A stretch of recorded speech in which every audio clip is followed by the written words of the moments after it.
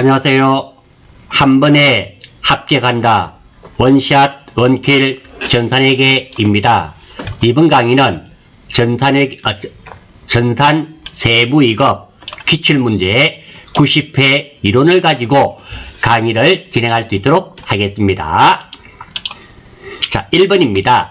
다음 중 재무제표 작성과 표시에 대한 설명으로 틀린 것 찾는 거네요. 자, 이게 우리 회계 2급이나 이런 데 많이 출제되죠. 가장 기본적인 문제입니다. 먼저 재무상태표의 작성 원칙입니다. 구분 통합표시의 원칙.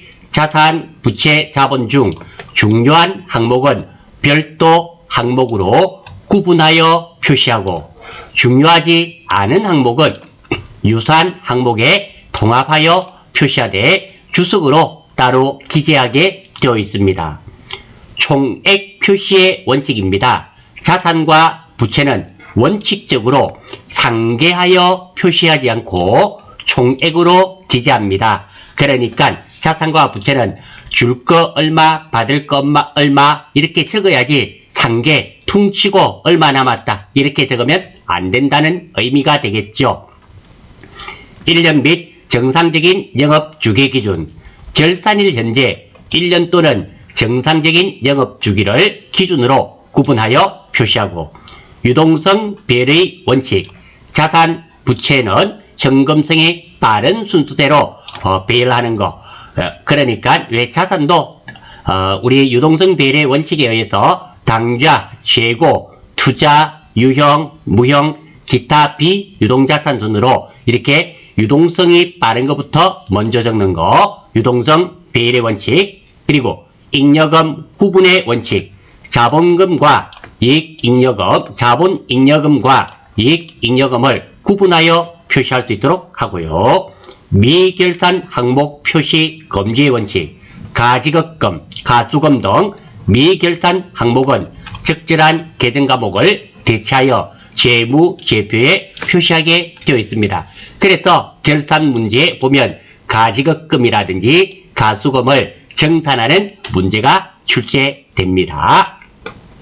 그리고 손익계산서 작성의 원칙입니다. 발생주의 원칙.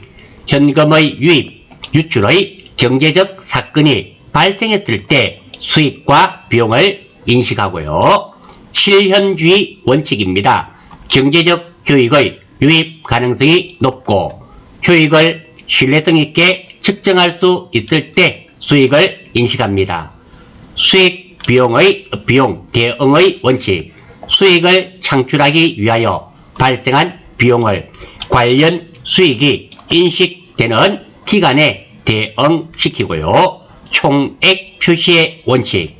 대응되는 수익과 비용을 상계하지 않고 각각 총액으로 기재하고 구분 표시의 원칙. 수익과 비용을 상계하지 않고 구분하여 표시하게 되어 있습니다. 자, 이 내용이 우리 회계 입문 부분에 나오기 때문에 잊으셨을 수도 있겠다 싶어서 한번 알려드렸습니다. 지금은 틀린 것 찾는 겁니다.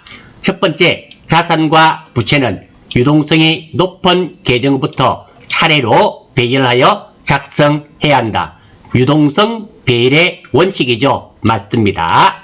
자산과 부채는 원칙적으로 상계하지 않는다 그랬죠. 순액도 아니고 총액으로 표시하여야 했습니다. 그래서 정답은 2번이 되겠으며 2번이 틀렸습니다. 3번, 수익과 비용은 각각 총액으로 보고하는 것을 원칙으로 한다. 우리 손익계산서의 마지막 부분이었습니까? 있었죠. 그리고 4번, 자본금은 발행 주식수의 액면 금액을 곱하여 계산한다. 그렇죠. 우리 회사 주식을 발행하면 무조건 자본금이 증가되며 이 자본금은 액면가 곱하기 발행 주식수가 됩니다. 예, 맞는 말이 되네요. 따라서 1번의 정답은 2번이 되겠습니다. 2번, 물가가 하락한다고 가정할 경우 단기 순이익이 가장 적게 계상되는 재고자산의 평가 방법은 이거는 선입선출법 아니면 구입선출법이고요. 총평균법과 이동평균법은 항상 이 가운데 들어갑니다. 그래서 이익이 작게 계산되는 거, 자, 물가가 하락한다 그러네요. 제가 아래쪽에 예제를 적어 두었습니다. 자, 물가가 하락한단 말은 가격이 50원에서 40원, 30원, 20원 이렇게 내려가고 있단 말이죠.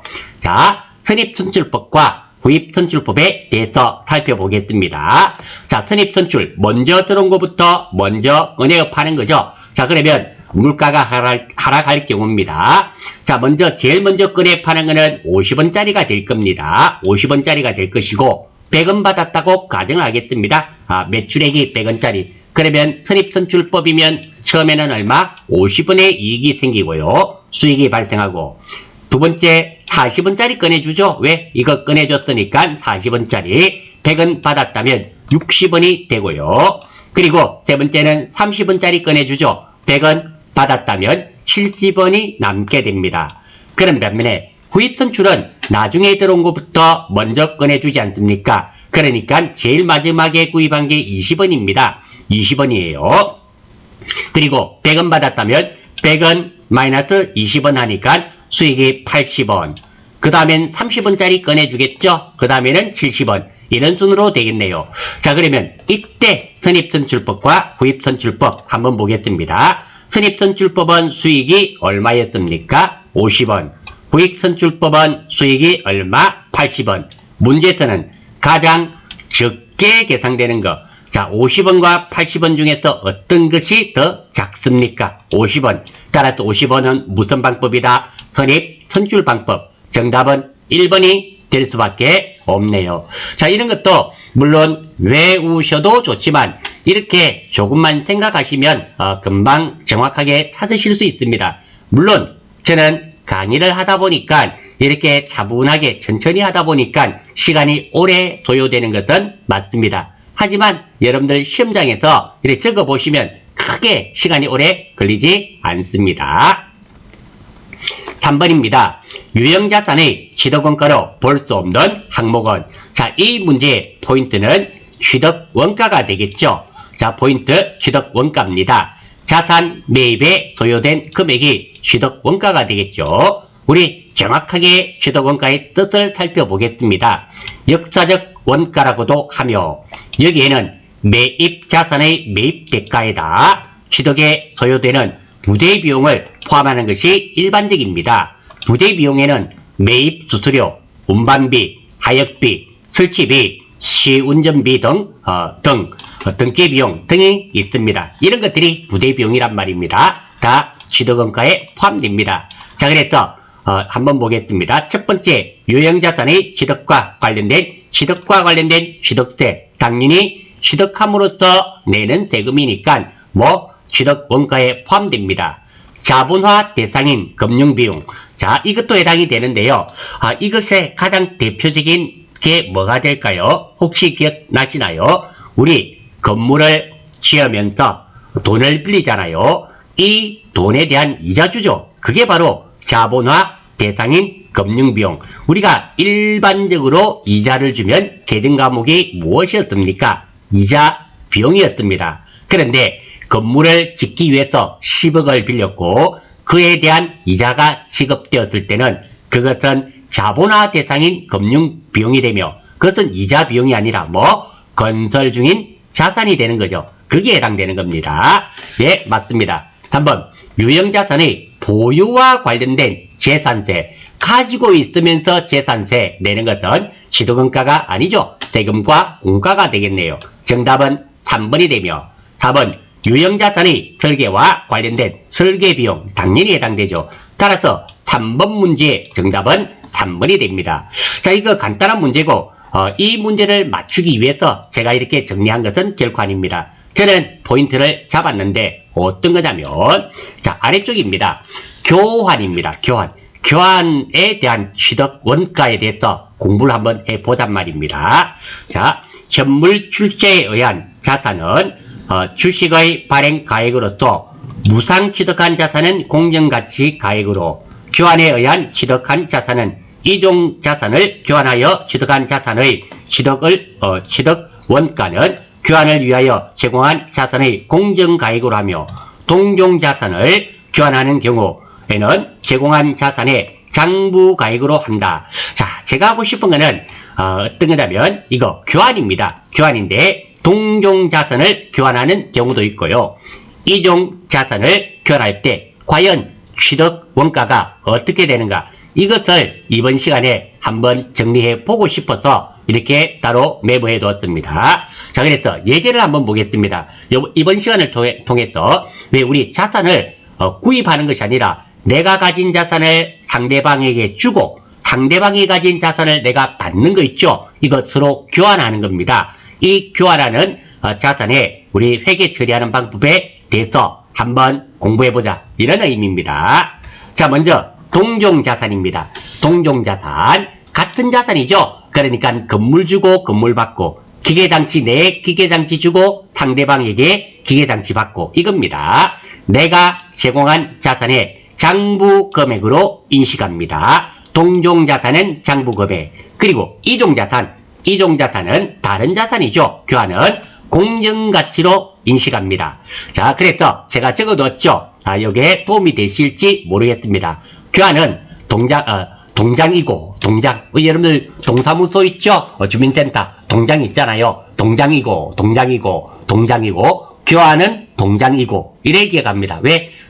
동종자산은 장부가액, 이종자산은 공정가치, 이렇게 되는 겁니다. 내 거의 장부가액, 내 거의 공정가치, 이렇게 되는 겁니다. 자, 장부금액은 아시죠? 장부금액은 취득원가에서 감가상각 누계액을 뺀 것이 장부가액이 됩니다. 자, 동종자산 교환입니다. 한번 볼게요. 자, 동종자산 교환의 경우 취득한 유형자산의 취득원가는 내가 제공한 자산의 장부금액으로 인식합니다. 따라서 제공한 자산에 대해서는 처분 손익을 인식하지 않습니다. 왜? 내가 준 건물 기계장치의 장부금액으로 내가 받았으니까 손익이나 수익이나 그리고 손실이 발생되지 않죠. 왜? 똑같은 거 주고 똑같은 거 받았으니까 이익이나 손실이 없단 말입니다. 그런 뜻이에요. 자, 여기에 왜 이렇게 하는가 하면 이 부분을 조금 혼란해 하고요. 그리고 정확하게 감을 못 잡으시는 분이 계신 것 같아서 한번 정리했습니다. 예제 한번 보겠습니다. 주상공은 사용 중이던 건물을 명성이 사용하던 건물과 교환하다. 건물을 건물로 교환하였으니까 동종이지 않습니까? 아래 자료를 참고하여 회계 처리하시오. 자, 상공의 건물은 취득원가 500만원, 감가상각 누계액 200만원, 공정가치는 550만원입니다. 참고로 공정가치란 말은 사고 싶을 때 살 수 있는 가격, 팔고 싶을 때 팔 수 있는 가격, 즉 시장가치란 말이죠. 자, 그러면 이 상공의 건물, 내가 가진 건물은 얼마짜리로 생각합니까? 장부금액은 얼마가 되죠? 500만원에서 200만원 빼면은 얼마가 된다? 나는 장부가액이 300만원입니다. 자, 명성의 건물입니다. 취득원가, 명성은 취득원가를 900만원 주고 산 건물이네요. 감가상각 누계액은 300만원, 공정가치 500만원, 이렇게 되어 있습니다. 자, 그래서 이 경우는 뭐가 된다? 필요가 없죠. 남에게 필요 없습니다. 왜? 우리가 내가 제공한 자산의 장부가액이기 때문입니다. 자, 한번 해보겠습니다. 유형자산 처분하는 거. 일단 내가 준 것은 무엇이 된다? 건물 500만원짜리 줬지 않습니까? 취득원가. 그리고 감가상각 누계액이 얼마입니까? 200만원. 자, 그러면 나는 이거 얼마짜리로 생각한다 그랬습니까? 300만원짜리로 생각한다 그랬습니다. 왜? 장부금액이 300만원이니까. 명성건물 받았죠? 명성건물은 얼마짜리가 된다? 300만원이라는 겁니다. 이렇게 동종자산에서는 유형자산 처분이익, 손익이 발생되지 않습니다. 왜? 주고 받는 것도 내 장부가액으로서 표시만 해주면 됩니다. 다만 건물이 두 가지가 있는데요.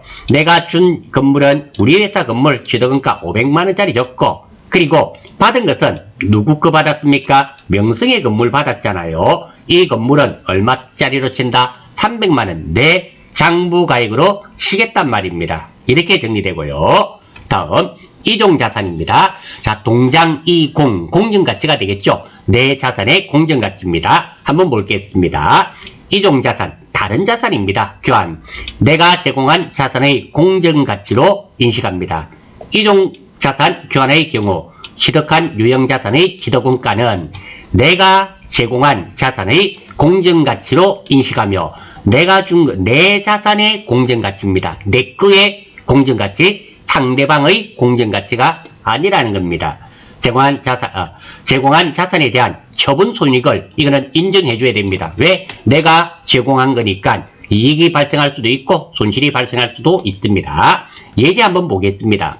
주상공은 사용 중인 건물을 명성이 사용하던 죄송하네요. 기계장치 이란 동종이 되죠. 기계장치로 바꿔주십시오. 오타 교환하였다. 아래 자료를 참고하여 회계 처리하시오. 자, 상공은 건물주고요. 명성의 기계장치를 받습니다. 자, 상공의 건물 한번 보겠습니다. 취등가 500, 감가상각 누객 200입니다. 우리 회사 건물의 공정가치는 얼마가 된다? 150만원. 명성입니다. 취득원가 900, 감가상각 누객 300, 공정가치 500. 이렇게 돼 있네요. 자, 그래서 이 사실 명성의 건은 별 필요가 없죠. 별 필요가 없습니다. 왜? 내 걸로 내 자산으로 가치가 다 평가되기 때문입니다. 한번 보겠습니다. 첫 번째, 자, 건물 얼마짜리 했습니까? 500만원짜리 줬죠. 별 문제 없습니다. 당연히 감가상각 누객 요거 별 문제 없잖아요. 이렇게 해주고요. 자, 내가 받은 것은 무엇을 받았습니까? 기계장치, 명승이의 기계장치 받았지 않습니까? 기계장치인데 이 기계장치 금액이 무엇이 된다? 자산의 공정가치. 내 거의 공정가치는 얼마다? 150만원. 즉 150만원짜리 공정가치 150만원짜리를 받았단 말입니다. 자, 그러면 생각을 한번 해보십시오. 내 건물의 장부가액은 얼마입니까? 300만원짜리. 그런데 150만원짜리 받았습니다. 이익 받습니까? 손해받습니까? 300만원짜리 주고 150만원 받았으니까 손해보지 않았습니까? 그 150만원이 유형자산 처분 손실이 됩니다. 자, 이 문제 어려운 문제는 결코 아닌데요. 동종자산, 이종자산 교환이 시험에 자주 출제되지 않다 보니까 이런 문제가 실기시험에 출제되면 이런 거 막 금액일에 막 나와 있고 하니까 어떻게 해야 될지 당황하시는 부분이 많이 있습니다. 그래서 이번 시간을 통해서 한번 정리를 해보았습니다. 자, 다시 한 번 더. 자, 3번의 정답은 3번으로서 아주 단순한 문제입니다. 단순한 문제인데 제가 포인트로 잡은 것은 교환에 의한 가치 측정 방법, 동장이고, 동종자산은 공정가치, 장부가액, 이고, 그러니까 이종자산은 공정가치. 이것을 잘 기억할 수 있도록 하자. 두 번째입니다. 교환할 때는 상대방 거는 필요 있다, 필요 없다. 상대방의 가치는 필요 없습니다. 내 걸로만 따진다는 거. 다시 한 번 더. 교환할 때는 상대방 받는 자산은 받는 상대방의 장부가액이 얼마고 감가상각 누계액이 얼마고 이런 거는 다 필요가 없습니다. 교환할 때는 동종자산이든 이종자산이든 상대방의 장부금액이나 공정가치는 필요 없고 내 걸로만 따진다. 포인트는 뭐다? 내 거이면서 동장이고로 모든 것이 처리된다. 이렇게 정리하면서 이 문제는 넘어가겠습니다. 자, 4번. 다음의 사채를 2018년 1월 1일 발행하였다. 이자는 매년 말일에 지급한다고 가정할 경우 사채와 관련된 다음 설명 중 잘못된 것은, 자, 이 사채는 먼저 이 표를 이해하실 수 있어야 됩니다. 어려운 말은 아닙니다. 액면가 사채가 있는데요. 이 사채가 얼마짜리다? 10만원짜리란 말입니다. 별 문제 없고요. 그리고 발행가액이란 말은 내가 이거 상대방에게 사채를 발행하고 받은 돈, 내가 수령액이 되겠죠. 받은 돈이 됩니다. 그리고 한 8만원 정도 모자라죠. 그게 사채 할인 발행 차금이 될 겁니다. 사채 할인 발행 차금이 되죠. 물론 12만원 받았더라면 2만원이 사채 할증 발행 차금이 되겠죠. 이렇게 되는 겁니다. 별로 문제가 없고요. 다음 액면 이자율이 있네요. 액면 이자율이란 말은 사채가 지금 10만원짜리니까 이 사채를 구입한 사람한테 매년 얼마씩 몇 퍼씩 8% 이자를 주겠단 말입니다. 유효이자율은 은행 이자로 생각하시면 됩니다. 현재 은행에 10만원을 넣어놓으면 10%를 준다. 이렇게 생각하시면 돼요. 그러니까 지금 같은 경우는 어때요? 내가 주는 이자는 10만원을 주면은 8%밖에 이자를 안 주는데 은행에 넣어놓으면 이자를 얼마나 줍니까? 10%를 줍니다. 여러분들 같으면 이 10만원을 사채를 구입하겠습니까? 아니면 은행에 넣어두겠습니까? 당연히 은행에 넣어두겠죠. 왜? 이자를 더 많이 주니까 망할 확률도 없고. 그러면 이 사채를 구입하는 사람이 있겠습니까? 없다라는 겁니다. 안 팔리겠죠. 그래서 할인 발행을 하게 되는 겁니다. 싸게 받는다는 얘기겠죠. 이렇게 됩니다. 이 내용을 좀 알아주시고 다시 한 번 더 액면가액이란 말은 사채 발행 금액 10만원. 다음 두 번째, 발행가액은 이거 사채를 주고 받은 돈, 이 발행가액. 액면 이자율은 이 10만원에 대한 8% 이자를 지급하겠단 말이고, 유효 이자율은 은행 이자율이라 생각하시면 됩니다. 만기는 3년이네요. 3년째 갚아주겠단 말입니다. 자, 이 내용을 알고, 자, 사채 한번 보겠습니다. 사채를 발행하는 이유가 있습니다. 회사가 그에게 장기 자금을 조달하기 위하여 발행합니다. 할증 발행 있죠? 할증 발행. 자, 어떨 때 할증 발행하는가 하면 액면 이자율 있죠? 액면 이자율이 시장 이자율, 유효 이자율보다 클 때는 할증 발행을 하게 됩니다. 지금 시장 이자율, 은행 이자율이 5%입니다. 그런데 우리 액면 이자율은 몇 %입니까? 10%입니다. 더 주겠단 말이죠. 그래서 사채 액면 금액 1억, 만기 5년, 액면 이자율 10%를 1억 3천에 발행하고 대금은 현금으로 받아. 그러니까 현금 1억 3천 문제없고요. 사채는 계정가복이 사채입니다. 1억. 할증되었죠? 얼마? 3천만원. 그 3천만원이 사채 할증 발행 차금이 되겠습니다. 할인 발행도 있죠? 지금 이 문제에서는 할인 발행되었습니다. 액면 이자율보다 시장 이자율이 높은 경우죠. 지금 문제에서는 8%였고요. 시장 이자율은 10%였지 않습니까? 자, 이 경우죠. 은행 이자율은 5%인데 사채 액면 이자율은 3%. 그러니까 시장 이자율이 클 때입니다. 그럴 때는 할인 발행됩니다. 자, 지금은 1억짜리를 발행하고 7천만원 받았네요. 사채는 사채니까 별 문제 없고 현금 7천만원 받았고 사채 할인 발행 차금 3천만원이 되겠죠. 이거 큰 어려움이 없죠. 그리고 이자를 주는 시점에서 이 사채 할증 발행 차금과 사채 할인 발행 차금을 상각을 해 들어갑니다. 깎아 들어간단 말이죠. 그렇게 됩니다. 자, 그리고 또 하나 더 보겠습니다. 깎아 들어가는데요. 상각에 대해서 한번 보겠게요. 상각. 자, 상각, 갑벌상, 물리칠 각입니다. 사채를 상각하는 거예요. 보상하여 갚아준다는 의미입니다. 즉, 가치 감소분을 떼어낸다거나 뺀다는 의미입니다. 또는 가치 상승분을 가산하거나 단다는 의미입니다. 자, 여기서 우리가 상각을 보셨습니다. 감가상각 들어보셨잖아요. 가치가 줄어든 만큼 빼는 게 감가상각이었습니다. 상각은 뺀다. 대부분은 보상하여 갚아준다는 의미가 되지만 가치 상승분을 더한다는 의미도 있습니다. 그러니까 여기서 한번 보겠습니다. 자, 지금 이 경우 한번 볼게요. 자, 이거 사채를 상각하고 나면 지금 현재 장부가액은 얼마가 되겠습니까? 지금 현재 1억 3천만 원을 받았으니까 장부가액은 1억 3천이 됩니다. 그런데 이자를 갚아주면서 이 사채 할증 발행 3천만 원을 계속 여기서 빼나가야 됩니다. 그러면 현금이 얼마가 되겠다? 1억이 되겠죠? 빼나가야 되고 사채 할인 발행 차금 이것도 보겠습니다. 이런 경우는 장부가액이 얼마가 된다? 7천만 원입니다. 이 사채 할인 발행 차금을 계속 더해감으로써 갚아주는 시점에서는 얼마가 돼야 된다? 1억이 돼야 됩니다. 이것이 바로 상각의 의미가 된다라는 겁니다. 그리고 할인 발행과 할증 발행의 이 상각하는 방법은 제가 전산에게 1급 1강의 기본 강좌 1강에 정리를 해두었습니다. 이 상각하는 방법에 시간이 또 상당 부분 소요가 되기 때문에 제가 이번 강의에서는 설명을 못 드리겠고요. 혹시 삼각하는 방법에 대해서 구체적으로 아시고 싶으신 분은 전산에게 1급 기본 강좌 1강에 제가 정리해 둔 게 있습니다. 한 30분 정도 되리라 생각되는데요. 여러분들이 확인 한번 해주시고요. 자, 그래서 사채를 정리 한번 해보겠습니다. 자, 액면 이자가 크네요. 그러면 할증 발행 되겠죠. 시장 이자율이 크네요. 할인 발행이 됩니다.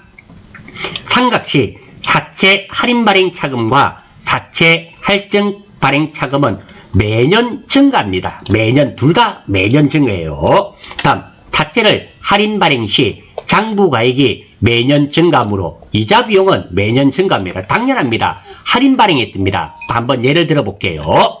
자, 내가 1억짜리를 7천에 발행을 했습니다. 할인 발행됐지 않습니까? 그러면 이 상각이 되어 들어옵니다. 이게 상각이 된단 말은 7천이니까 나중에는 만기 때는 1억이 돼야 됩니다. 할인 발행했을 땐 계속 더해줘야 되겠죠. 그러니까 사채 할인 발행 시 장부가액이 매년 증가합니다. 왜? 상각액만큼 더해져야 되지 않습니까? 매년 장부가액이 매년 증가되니까 이자 비용은 매년 증가할 수밖에 없습니다.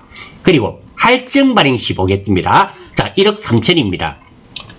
그러면 3천만 원이 삼각돼서 자꾸만 나가야 되지 않습니까? 그럼 줄어들어야 됩니다. 그래서 장부가액이 매년 감소하므로 이자 비용은 매년 감소합니다. 이 당연한 말입니다. 그리고 이 두 가지를 외우셔도 좋지만 삼각에 대한 정확한 뜻을 알면은 충분히 이해가 될 수밖에 없습니다. 사채 발행 차금은 유효 이자율법에 의하여 삼각하도록 되어 있습니다. 이게 삼각에 대한 전체적인 정리가 되겠네요. 자, 이 내용을 안다는 가정하에 문제를 한번 풀어보겠습니다. 2018년 결산일 현재 사채 장부가액은 사채 액면가액보다 작다. 자, 사채 장부가액은 얼마입니까? 발행가액. 이것이 우리 회사 사채를 발행하고 받은 돈입니다. 92,000원 정도가 장부가액이 되며, 그리고 사채 액면가액은 얼마입니까? 10만원. 10만원. 맞네요. 1번 정확한 말입니다. 2번 2018년 현금으로 지급된 이자는 8만원이다. 자, 액면 이자만큼 주겠단 말이죠. 그러니까 액면가가 10만원이니까 10만원 곱하기 액면 이율을 줍니다. 그게 8,000원. 예, 2번도 정확하게 맞네요. 3번 2020년 말 이자 비용 인식 후 사채 할인 발행 차금은 잔액은 0원이다. 한번 보겠습니다. 2018년이네요. 그리고 만기가 3년입니다. 2018, 2019, 2020 3년 동안 상각합니다. 상각이 되면 사채 할인 발행 차금이든 사채 할증 발행 차금이든 둘 다 상각이 끝나면 둘 다 0원이 되겠죠. 예, 3번도 맞습니다. 4번 사채 할인 발행 상각액은 매년 감소한다. 틀렸죠? 정답은 4번입니다. 상각시 사채 할증 발행 할인 발행 차금과 사채 할증 발행 차금은 둘 다 매년 증가합니다. 그래서 4번의 정답은 4번이 되겠습니다. 사실 이 문제 자체는 조금 난이도가 있는 겁니다. 많이 어려운 건 아니고요. 난이도가 조금 있는 건데 이 문제 자체는 사채에 관련된 문제 중에 사채와 관련된 문제 중에서는 쉬운 부분에 해당됩니다. 전체적인 어떤 이 내용, 상각이란 말과 이 내용만 정확하게 이해를 하시면 크게 무리 없이 맞추실 수 있고요. 또 이 표를 보실 줄만, 이 표를 보시고 이해하실 수만 있다면 큰 문제 없이 풀이가 가능한 문제가 되겠네요. 문제 5번입니다. 재화의 판매로 인한 수익 인식 조건에 대한 설명으로 옳지 않은 것은 틀린 것 찾는 거네요. 수익 금액을 신뢰성 있게 측정할 수 있다. 맞죠?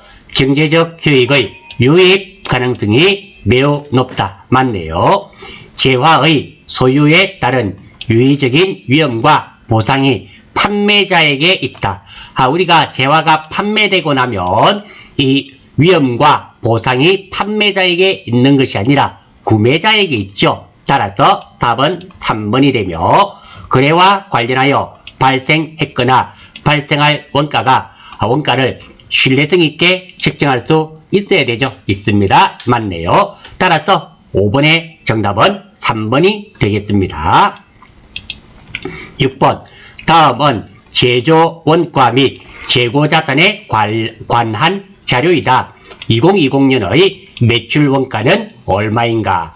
보니까 기초재고, 기말재고, 제공품, 제품, 단기 총제조원가. 자, 이거 우리 전산에게 1급하면서 원가에 대한 가장 기본적인 문제가 되겠네요. 단기 총제조원가는 직접 재료비, 직접 노무비, 제조간접비고요. 단기 제품 제조원가는 기초 제공품 재고액, 단기 총제조원가 마이너스 기말 제공품 재고액이 되며 제품 매출원가죠. 우리 매출원가는 기초 제품 재고액 플러스 단기 제품 제조원가 마이너스 기말 제공품 재고액이 되는데요. 일단 이 공식을 알고 계셔야지만 푸실 수가 있는 문제가 되겠죠. 자, 지금은 여기 보니까 다 직접 재료비, 직접 노무비, 그리고 제조 간접비가 아니고요. 무엇이 주어졌다? 단기 총 제조원가가 주어졌네요. 요거 주어졌으니까 그대로 대입하겠습니다. 1,050만 원이 되며 단기 제품 제조원가는 기초 제공품이죠. 기초 제공품 재고액 50만 원 더하기 두 번째 단기 총 제조원가 1,050만 원 별 문제 없고요. 그리고 기말 제공품 재고액을 빼면 되겠죠. 빼면은 900만 원이 됩니다. 다음입니다. 기초 제품 재고액이네요. 100만 원이죠. 기초 제품 재고액 100만 원에서 더하기 단기 제품 제조원가 우리 앞에서 구했죠. 900만 원입니다. 그리고 기말 제품 재고액을 빼게 되면은 금액은 1000만 원에서 200만 원을 빼니까 제품 매출 원가는 800만 원이 될 수밖에 없습니다. 정답은 3번이 되겠으며 우리가 세부 2급을 치시면서 이 공식 세 가지를 기억 못한다는 것은 사실 있을 수 없는 일입니다. 따라서 혹시 놓치신 분은 반드시 외워주시기를 바랍니다. 7번입니다. 제조 간접원가를 각 부분에 배부하는 기준으로 적합하지 않는 것, 틀린 것 찾는 거네요. 가장 합리적인 방법을 채택하면 되겠죠. 건물 관리 부분입니다. 사용 면적이죠. 그러니까 면적이 넓으면 넓을수록 관리비를 많이 배부한단 말입니다. 예, 맞습니다. 아무래도 넓으면 사용 면적이 넓게 되면 비용이 많이 들겠죠. 그리고 노무 관리 부분입니다. 노무를 관리하는 부분이니까 종업원 수에 따라서 종업원이 많고 작음에 따라서 배부 기준이 달라져야 되겠죠. 검사 부분입니다. 검사는 검사 수량이나 검사 시간에 따라서 배분해주면 되겠네요. 구매 부분은 기계 시간이 아니죠. 구매니까 주문 횟수라든지 주문량에 따라서 배분해줘야 되겠네요. 따라서 7번의 정답은 4번이 되겠습니다. 8번 다음 한국의 제조간접비 예정 배부율은 작업 시간당 5,000원이다. 실제 작업 시간이 1,000시간이고 제조간접비 배부 차이가 200만원 과소 배부인 경우 작게 배부되었을 때 실제 발생한 제조간접비는 얼마인가? 자, 이런 문제가 나오면 어렵게 생각하시는데요. 사실은 아주 간단한 문제가 됩니다. 자, 예정 배부율은 작업 시간당 5,000원이다. 내가 놀러가서 쓰는 돈이 시간당 5,000원이 듭니다. 5,000원이 드는데 실제 논 시간은 작업 시간은 1,000시간이다.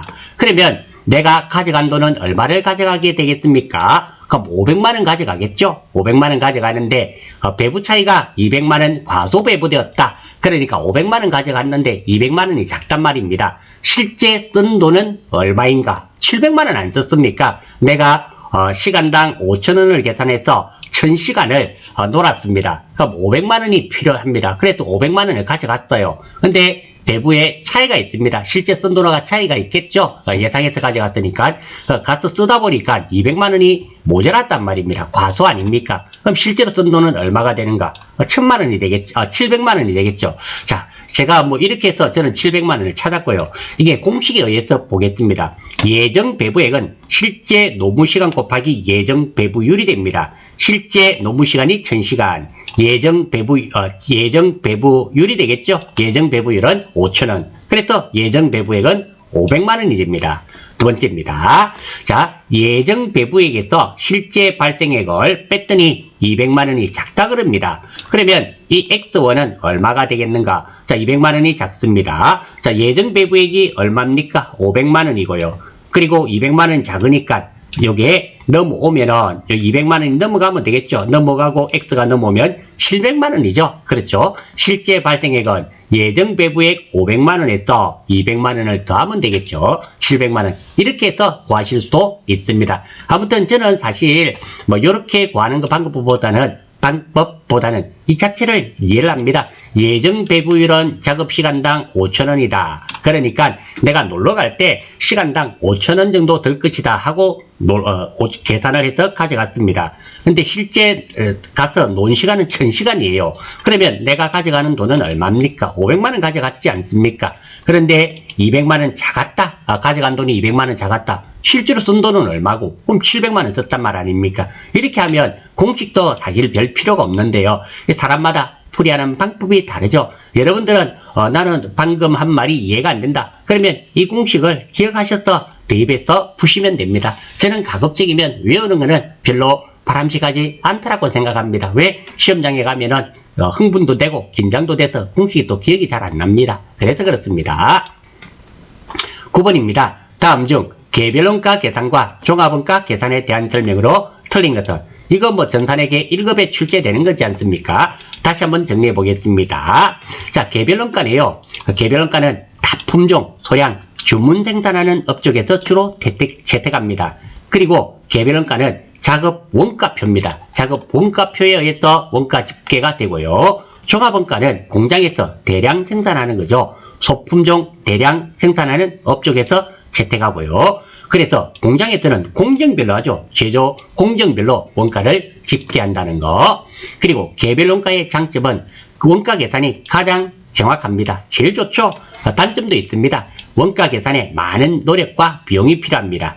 그런 반면에 종합원가는 반대죠. 장점, 원가 계산이 간단합니다. 그리고 원가 계산에 시간과 노력이 작게 들어요. 대신에 원가가 상대적으로 부정확합니다. 그래서 개별 원가의 장단점과 종합원가의 장단점은 반대죠. 다음 개별 원가는 업종이 건설업, 기계업, 항공기 제조업, 조선업 등 비교적 단위당 가격이 고가인 제품에 적용하고요. 종합원가는 정유업, 제당업, 제분업, 제지업 이렇게 공장에서 대량 생산하는 겁니다. 자, 이 내용 한번 정리해 드렸고요. 틀린 거 찾는 거네요. 개별 원가는 작업 원가표에 의해 집계하나 맞죠? 종합 원가는 제조 원가 보고서에 원가를 집계합니다. 예, 맞습니다. 두 번째, 개별 원가는 틀렸죠? 공정별은 어디에서 나오습니까? 종합 원가에서 나오잖아요. 2번 틀렸습니다. 종합 원가는 각 작업별로 원가를 집계한다. 이 말이 거꾸로 됐네요. 2번이 틀렸네요. 정답은 2번. 개별 원가는 원가를 직접비와 간접비로 구분하지만 종합원가는 재료비와 가공비로 구분한다. 그래서 우리 종합원가에서 선입선출법, 평균법, 재료비와 가공비 구하는 거 나오지 않습니까? 2회차도 90회차도 보니까 종합원가에 있어서 재료비와 가공비의 구하는 거 완성품 환산량으로 구하는 문제가 있었습니다. 예, 맞는 말입니다.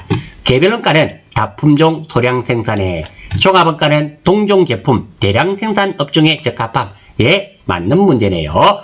복이네요. 정답은 2번이 되겠습니다. 10번. 원재료는 공정 초기에 전량 투입되고 가공비는 전 공정에 걸쳐 균등하게 투입된다.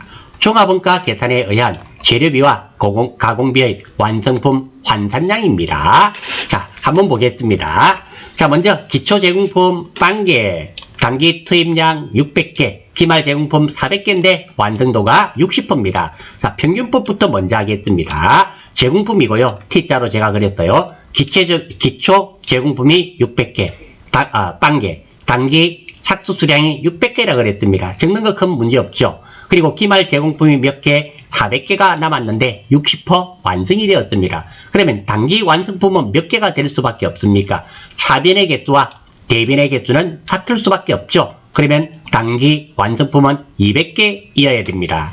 재료비부터 보겠습니다. 재료비는 단기 완성품 수량 플러스 기말 제공품 수량입니다. 당연한 겁니다. 자, 재료비니까, 자, 단기에 기초가 빵이었고요. 단기에 착수가 600개 했습니다. 600개 했는데, 자, 지금 단기에 완성된 거 200개, 그리고 기말 제공품 몇 개, 400개. 재료는 다 들었지 않습니까? 그래서 단기 완성품 수량 플러스 기말 제공품 수량입니다. 즉, 다시 말해서 재료비는 이거 가지고만 구합니다. 60%가 됐든 30%가 됐든 재료는 다 투입되지 않았습니까? 그래서 재료비는 600개가 될 것이며, 가공비는 가공이니까 갈고 닦고 쪼고 한 겁니다. 그러면 생각을 한번 해보십시오. 완성이 됐단 말은 다 가공이 완료됐단 말이죠. 그래서 단기 완성품 수량 플러스, 자, 이거는 보십시오. 400개 중에 60%밖에 완성이 안 됐습니다. 그러니까 가공은 몇 퍼가 됐다? 60%만 됐습니다. 몇 개가? 400개가 60%가 완성이 됐으니까 더하면 440개가 됩니다. 이렇게 구해집니다. 평균법은 기초 제공품이 전혀 사용되고 되질 않습니다.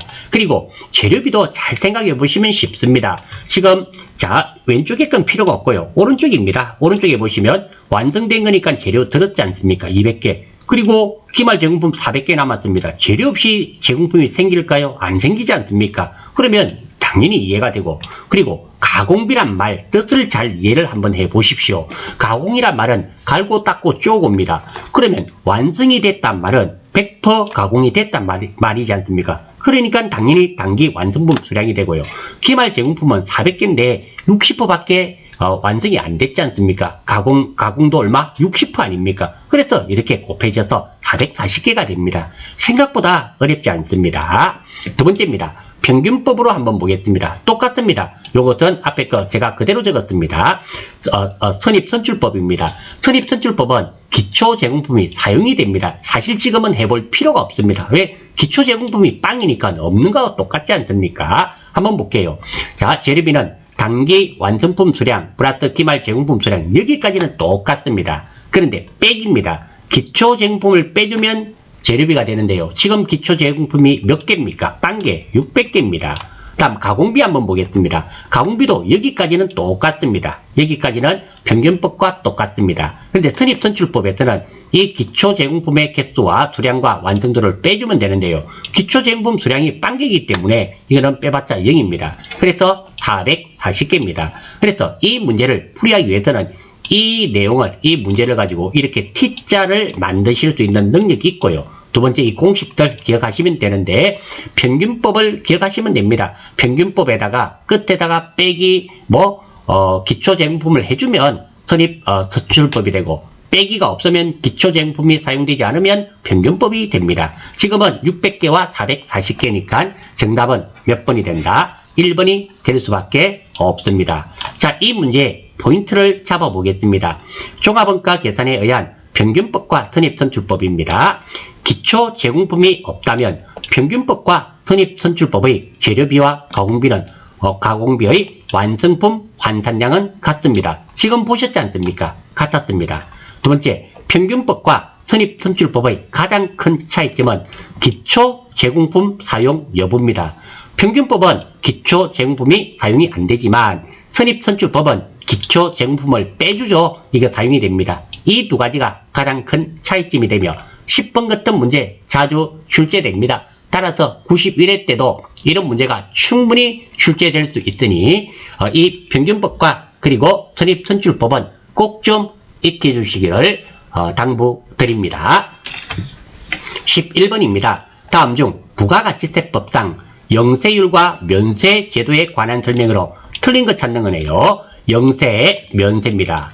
자, 목적입니다. 국가 간 이중과세 금지의 목적이고요. 수출을 지원하는 목적입니다. 소비주국 과세 원칙에 의해서 수출하는 재화에 대해서는 무엇을 받는다? 부가세를 받지 않습니다. 하지만 면세는 세 부담의 역진성입니다. 역진성이란 말 자체가 좋은 말이 아닙니다. 세금은 돈을 많이 버는 사람이 많이 내고 돈을 작게 버는 사람이 작게 내야 됩니다. 그런데 부가세는 단일 세율이지 않습니까? 10%. 그래서 100만원 버는 사람의 10만원과 1억 버는 사람의 10만원은 다르죠. 부담률이 100만원에 10만원은 10%지만 1억에 10만원은 1%입니까? 이 퍼센트가 달라요. 그래서 이 역진성, 부가세는 역진성이 많습니다. 못 사는 사람이 수입이 적은 사람이 더 많은 세 부담을 하게 돼 있어요. 그것을 없애는 것이 면세라는 겁니다.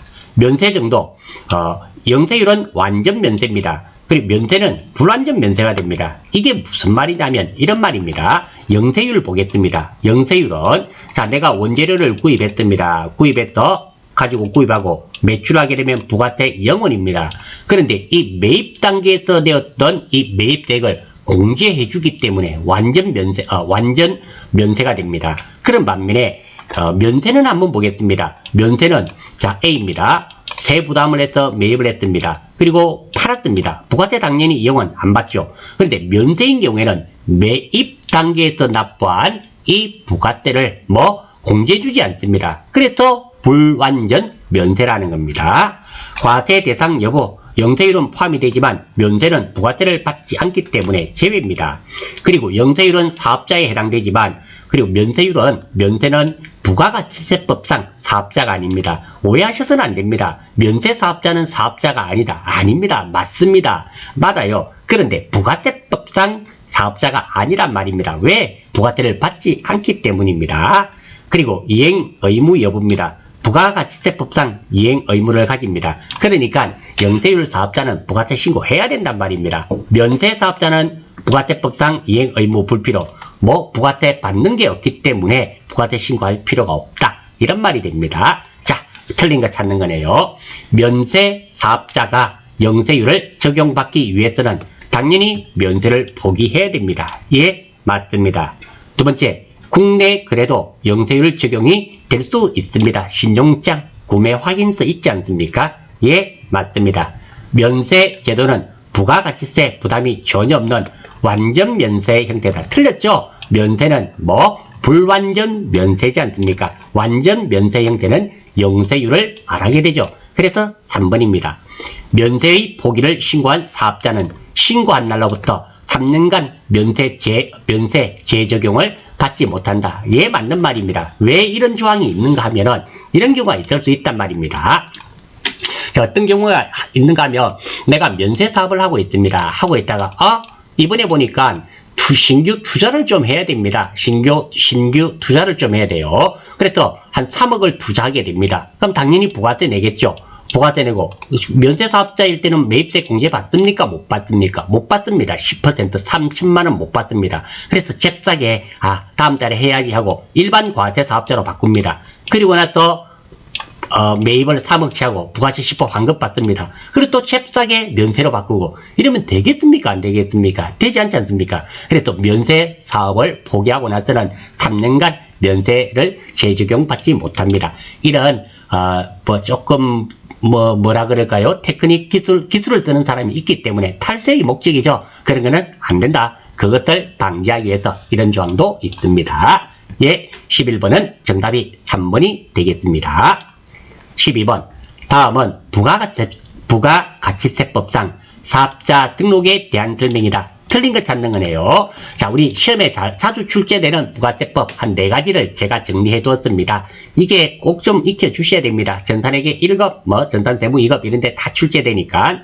자, 첫 번째, 세금 계산서는 원칙적으로 재화 또는 용역의 공급 시기에 발급해야 됩니다. 세금 계산서는 일정한 경우에는 재화 또는 용역의 공급 시기 전에도 세금 계산서를 발급할 수 있습니다. 월 합계 세금 계산서는 예외적으로 재화 또는 용역의 공급일이 속하는 달에 다음 달 10일까지 세금 계산서를 발행할 수 있습니다. 다음 달 10일입니다. 그러니까 5월 1일부터 5월 30일까지를 언제 6월 10일까지 발급해 주면 된단 말입니다. 법인사업자는 전자세금 계산서를 의무적으로 발급하여야 합니다. 직전 연도 사업장별 공급가액 합계 면세 공급가 포함입니다. 3억 원 이상인 개인 사업자는 전자세금계산서 의무 발급 대상자입니다. 예, 맞습니다. 몇 억 원? 3억 원 이상입니다. 그런데 내가 2억입니다. 2억인데 개인 사업자입니다. 전자세금계산서 발급하면 안 되나요? 좋죠. 국가에서는 해주기를 바랍니다. 3억 원 미만이면은 좀 영세사업장으로 봐서 전자세금계산서를 발행 안 하고 종이세금계산서를 발급할 수 있는 거지, 전자세금계산서를 발행하면 안 된다, 이런 것은 아니라는 겁니다. 사실 국가에서는 모든 것들을 전자세금계산서로 발급을 하는 것을 원칙으로 하면 좋죠. 그런데 영세사업자에게 그런 부담을 주기 싫단 말입니다. 그래서 3억 원 이상이 되는 개인 사업자는 의무 발급 대상자입니다. 관할 세무서장은 조기 환급에 따른 환급 세액 신고를 신고 기한이 지난 후 15일 이내, 조기 환급은 며칠 이내에 해줘야 된다? 15일 이내에 해줘야 된다. 다음, 전자세금계산서는 발급일의 다음 날까지 전자세금계산서 발급 명세를 국세청장회에 전송해야 됩니다. 그러니까 발급 명세를 언제까지? 다음 날까지. 대손금은 왜 우리 돈 떼이는 거 있잖아요. 과세 표준에 포함해야 됩니다. 포함했다가 나중에 확정신고 때 대손세 공개를 하게 되어 있습니다. 매출 애누리와 환입은 과세 표준에 포함하지 않습니다. 공급 받는 자에게 도달하기 전에 파손, 멸실된 재화의 가액은 과세 표준에 포함하지 않습니다. 일반 과세자의 과세 표준은 공급가액의 금액으로 합니다. 경우에 따라 매입자 발행 세금계산서 발급이 가능하고요. 지연 대가로 받는 연체이자는 과세 표준에 포함하지 않습니다. 그러니까 우리가 이자라 하더라도 할부 판매에 따른 상당 기간의 이자는 그는 과세 표준에 포함하지만 늦게 받음으로써 조금 받는 이 연체이자는 과세 표준에 포함하지 않습니다. 사업자 등록입니다. 우리 문제에 나온 거죠.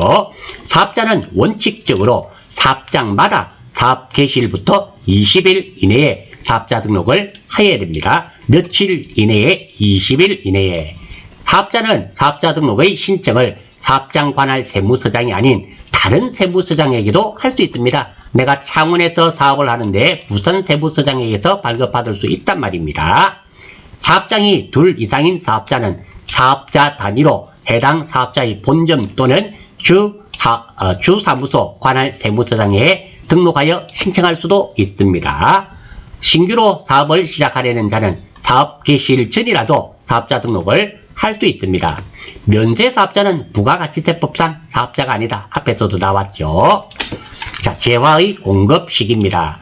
상품권 등을 현금으로 판매하고 그 후 그 상품권이 현물과 교환되는 경우는 상품권이 현물과 교환될 때 팔린 거로 본다라는 겁니다. 현금 판매, 외상 판매의 경우 재화가 인도되거나 이용 가능하게 된 때, 재화의 공급으로 보는 가공의 경우 가공된 재화를 인도할 때, 중간 지급 조건부로 재화를 공급할 때, 대가의 각 부분을 받기로 할 때, 이게 무슨 말이냐면 우리가 건물 한번 보겠습니다. 아파트 같은 거. 그런 거 처음에 계약금 내고 1차 중도금, 2차 중도금, 3차 중도금 이렇게 내지 않습니까? 마지막으로 잔금 이렇게 나누어서 받는 거 있습니다. 이런 거는 계약금 받았을 때 이만큼 팔렸고, 1차 중도금 받았을 때 이만큼 팔렸고, 2차 중도금 받았을 때 이만큼 팔렸고, 이런 말입니다. 직수출 및 중개무역 방식의 수출의 경우 별말이 없으면 선적일 기준이죠. 선적지 인도 조건입니다. 다음, 부동산 전세 자금에 대한 간주 임대료는 예정 신고 기간의 종료일 또는 과세 기간의 종료일이 되고요. 반환 조건부 판매, 동의 조건부 판매, 그 밖에 조건부 판매의 경우는 그 조건이 성취되거나 또는 기한이 지나 판매가 확정된 데, 왜 이런 거 있지 않습니까? 요즘은 그런 게 잘 없기는 없는데요. 자, 일주일 동안 체험품 줍니다. 공짜입니다. 마음에 들면 사서 먹고 아니면 반품하세요. 다 받아주겠습니다. 하면서 비싼 거 한 100만원짜리를 내가 받았습니다. 그러면 일주일 동안 한 5일 정도 묵어보니까 별로 마음에 안 듭니다. 돌려주고 싶어요. 연락을 했습니다. 연락을 한 일주일 동안 안 받아버립니다. 자, 이런 경우가 생길 수 있다라는 거예요. 이럴 때 판매할 때 이랬으면 일주일 동안 먹어보고 마음에 들면 사서 먹으세요 해놓고 밑에 조그만 글자로 적어서 단 8일 동안 연락이 없으면 매입 의사로 간주하고 판매된 거로 하겠습니다. 이런 말이 있거든요. 그 전화를 안 받아버리는 이런 경우도 있을 수 있다라는 거죠. 기한이 지나 판매가 확정되는 때 이런 경우도 됩니다. 자, 이 내용을 꼭 좀 익혀 주십시오. 뭐 자주 출제되는 부분이니까요. 자, 틀린 거 찾는 겁니다. 사업자는 원칙적으로 사업장마다 사업 개시일부터 20일 이내에 사업자 등록을 신청하여야 한다. 예, 맞는 말이죠. 신규로 사업을 시작하려는 자는 사업 개시일 전에 사업자 등록을 신청할 수 없다. 틀렸죠? 할 수 있습니다. 2번이 틀렸네요. 그러니까 사업자 등록은 일찍은 되지만 늦게 20일 이후는 안 된다. 이런 말입니다. 사업장이 둘 이상인 사업자는 사업자 단위로 해당 사업자의 본점 또는 주사무소 관할 세무서장에 등록하여 신청할 수 있습니다. 예, 맞습니다. 사업자 단위로 등록 신청을 한 경우에는 원칙적으로 사업자 단위 과세 적용 사업장에 한 개의 등록 번호가 부여된다. 예, 맞습니다. 자, 여기도 마찬가지입니다. 사업자 단위로 등록하는 거하고요. 사업자 총괄납부가 있는데요. 사업자 총괄납부는 각 사업장에 사업자 번호가 다 다릅니다. 다 다르고 부가세만 신고도 각 사업장이 각각 합니다. 납부만 누가 하겠다? 주 사업장에서 납부하는 게 사업자 총괄납부가 되고요. 사업자 단위 등록은 우리가 사업장이 있으면 여러 개의 사업장이 있습니다. 주 사업장에 이 사업자 등록 번호가 다 같은 걸 쓰는 게 사업자 단위 등록이라는 겁니다. 주 사업장 총괄납부와 차이가 있다라는 겁니다. 자, 다시 한 번 더 볼게요. 주 사업장 총괄납부는 어떤 거냐면 내가 지점이 5개가 있습니다. 이렇게 5개가 있고 본점이 있습니다. 그러면 각 지점에 원칙적으로 뭐가 된다? 사업자 번호가 다 다릅니다. 있고 부가세 신고도 각각 합니다. 각각 부가세 신고도 다 해요. 대신 납부만 누가 하겠다? 주 사업장에서 묶어서 납부하겠다. 이게 사업자 총괄 납부 사업자가 됩니다. 하지만 사업자 단위로 등록한 경우는 어떤 거냐면 똑같은 경우라 하더라도 이 사업장과 이 사업장과 이 사업장 5개의 사업장이 사업자 등록 번호가 똑같이 부여된다라는 겁니다. 이게 차이가 있다라는 거예요. 알아주시고. 자, 13번. 다음 중 부가가치세법상 세금 계산서에 대한 설명으로 옳지 않은 것은 법인 사업자와 직전 연도의 사업장별 재화 및 용역의 공급가액, 명세 공급가액 포함의 합계액이 3억 원 이상인 개인 사업자는 세금 계산서를 발급하려면 전자 세금 계산서를 발급해야 된다. 우리 자주 출제되는 부가세법 1번부터 4번까지 나와 있었습니다. 예, 맞습니다. 전자 세금 계산서의 기재사항을 착오로 잘못 적은 경우 수정 전자세금 계산서를 발급할 수 있습니다. 그래서 실기 문제에도 수정 전자세금 계산서 발급하는 부분이 나오죠. 예, 맞습니다. 전자세금 계산서를 발급하는 사업자가 아닌 사업자는 전자세금 계산서를 발급할 수 없다. 틀렸죠? 정답은 3번입니다. 국가에서는 국세청에서는 전자세금 계산서를 몽땅 발급해 주시기를 원합니다. 왜? 우리가 정확하게 세수가 판단이 되잖아요. 매출 매입이 다 판단이 됩니다. 왜? 신고가 되니까. 그런데 영세사업장에게 전자세금 계산서 신고를 받게 되면 부담이 많이 된단 말입니다. 그거 완화해 주려고 3억 원까지로 정해 준 거지. 내가 1억 원밖에 안 되는데 개인 사업자인데 전자세금 계산서 발행하고 싶습니다. 땡큐죠, 땡큐. 예, 그래서 발급할 수 있습니다. 틀렸습니다. 전자세금 계산서를 발급하였을 때는 전자세금 계산서 발급일의 다음 날까지 전자세금 계산서 발급 명태를 국세청장에게 전송해야 된다. 자, 방금 12번 문제와 13번 문제를 봤는데요. 이는 제가 자주 출제되는 부가세법 1번에서 4번까지만 알고 계셨다면 무조건 맞출 수 있는 문제라고 확신을 가지면서 13번 문제는 마치겠습니다. 14번. 다음 중 소득세법상 거주자의 종합소득에 해당하지 않는 것은, 자, 우리 소득세 구분입니다. 종합소득이죠. 이자소득, 배당소득, 사업소득, 근로소득, 연금소득, 기타소득, 여기까지가 종합과세되고요. 퇴직소득과 양도소득은 분류과세가 됩니다. 그래서 종합과세되는 6가지는 기억을 하셔야 됩니다. 기억을 하셔야 되는데 저는 이렇게 기억을 합니다. 이베사 회원님들 금년의 기쁨을 누리세요. 이렇게. 자, 참고로 이베사 처음 들어보셨죠? 처음 들어보신 분이 많으실 겁니다. 이수신을 배우는 사람들. 이거 카페도 있습니다. 실제입니다. 자, 이베사 회원님들 이번에 금년의 기쁨을 누리세요. 자, 출발입니다. 자, 어떻게? 이자소득, 배당소득, 사업소득, 금이 없죠. 근로소득, 요거 비슷하게, 연금소득, 기쁨을 누리세요. 기타소득. 이 6가지가 종합소득대입니다. 그리고 퇴직소득과 양도소득은 분류과세. 그리고 과세 대상입니다. 과세 대상은 열거주의를 채택합니다. 열거된 소득에만 과세를 하게 되어 있습니다. 소득세는.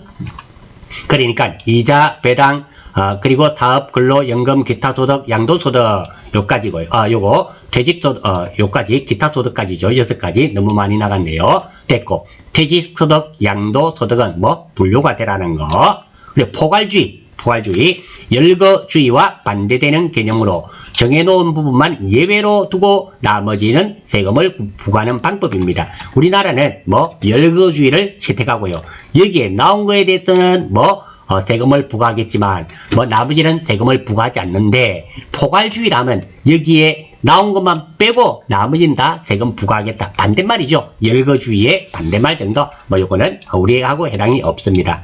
과세 방법은 종합과세, 분류과세도 있죠. 종합과세는 일정 기간의 모든 소득을 하나의 과세 표준으로 하여 과세하는 거고, 분류과세, 퇴직소득, 양도소득. 그리고 분리과세 들어보셨죠? 기간별 합산하지 않고 소득을 지급할 때 원천징수함으로써 납세 의무의 종결. 분리과세 가장 대표적인 게 우리 어떤 거 있었습니까? 일용 근로소득이 있었죠. 일용 근로소득 분리과세입니다. 그리고 복권당첨금 이런 것도 분리과세죠. 그리고 기타 소득은 선택적 분리과세입니다. 선택적 분리과세로서 기타 소득 금액이 300만원 이하이면은 분리과세 선택이 가능하고, 물론 종합과세도 됩니다. 300만원 이상이 되면은 뭐가 된다? 무조건 종합과세가 되죠. 그거. 그리고 다음 과세 기간입니다. 소득세의 과세 기간은 1월 1일부터 12월 31일까지 1년입니다. 다만 거주자가 사망한 경우의 과세 기간은 1월 1일부터 사망일까지로 합니다. 그리고 거주자가 출국하여 비거주자가 되는 기간은 1월 1일부터 출국일이 되고요. 입국하면 1월 1일부터 입국일부터 12월 31일까지라는 거. 납세지입니다. 거주자의 거주자의 주소지 관할 세무서가 납세지가 되는데, 단 주소지가 없는 경우는 거소지, 자기가 살고 있는 데가 납세지가 됩니다. 비거주자입니다. 국내 사업장 소재지가 되는데요. 국내 사업장 소재지가 없는 경우에는 국내 원천 소득이 발생한 장소가 납세지가 된다라는 겁니다. 자, 이 정도는 좀 알아주셔야 됩니다. 자, 그리고 문제 한번 보겠습니다. 자, 다음 중 소득세법상 거주자의 종합소득에 해당되지 않는 것은 배당, 사업, 기타, 퇴직소득은 뭐가 됩니까? 종합소득이 아니라 분류과세죠. 따라서 정답은 4번. 자, 이 내용만 알고 계셨다면 충분히 맞출 수 있는 그런 문제가 되겠습니다. 자, 마지막 문제네요. 다음 중 종합소득세에 대한 설명으로 틀린 거 찾는 거네요. 자, 과세기간 한번 보겠습니다. 과세기간 조금 전에 나왔죠? 조금 전에 제가 했습니다. 1월 1일부터 12월 31일까지 1년이고요. 사망의 경우는 1월 1일부터 사망한 날까지, 출국은 1월 1일부터 출국한 날까지, 입국은 입국한 날부터 12월 31일까지가 되겠죠. 자, 요거는 우리가 조금 전에 봤던 내용들입니다. 조그맣게 다시 한번 더 적어드렸습니다. 자, 틀린 거 찾는 거네요. 종합소득세, 종합과세 제도이므로 거주자의 모든 소득을 합산하여 과세한다. 1번 틀렸지 않습니까? 종합과세 제도도 있지만 분리과세 제도도 있잖아요. 그래서 1번 틀렸습니다. 소득세의 과세기간은 사업 개시나 폐업에 의하여 영향을 받지 않습니다. 예, 이번 맞는 말입니다. 폐업한 날까지 아닙니까? 아닙니다. 소득세의 과세기간은 1월 1일부터 12월 31일까지로 항상 같지 않습니까? 그래서 이번 맞는 말입니다. 이자, 배당 및 연금 소득을 제외하고 원칙적으로 열거주의 과세 방식을 적용합니다. 예, 맞습니다. 4번 거주자의 소득세 납세지는 원칙적으로 주소지란다. 자, 납세지입니다. 거주자 거주자의 주소지가 관할 세무서이며 돼 있죠. 없는 경우는 거소지가 된다 그랬습니다. 그러니까 이 문제의 정답은 1번이 틀려버렸네요. 자, 이름으로부터 15번까지 이런 문제를 마무리하였는데요. 제가 전체적으로 볼 때 우리 전산세무 2급 90회 이런 문제는 모르겠습니다. 사람마다 좀 차이가 있을지는 모르겠지만 제가 볼 때는 문제 난이도 부분에서는 쉬웠다, 그만했다, 어려웠다로 나눈다면 이거는 중하 정도, 뭐 중간보다도 조금 쉬웠다. 물론 15개 다 맞추기는 조금 힘이 드실 수 있겠지만 뭐 한 13개 정도까지는 충분히 맞출 수 있는 그런 문제로 구성이 되었다. 실무 문제는 제가 아직 보지를 않았습니다. 모르겠는데 아무튼 이런 문제는 이번에 쉬웠다. 합격률이 일단 이론만 봤을 때는 합격률이 조금 높을 것 같다라는 생각이 듭니다. 자, 15분까지 하고 마치고 이론 강의는 여기까지만 하고 마치겠습니다. 수고하셨습니다.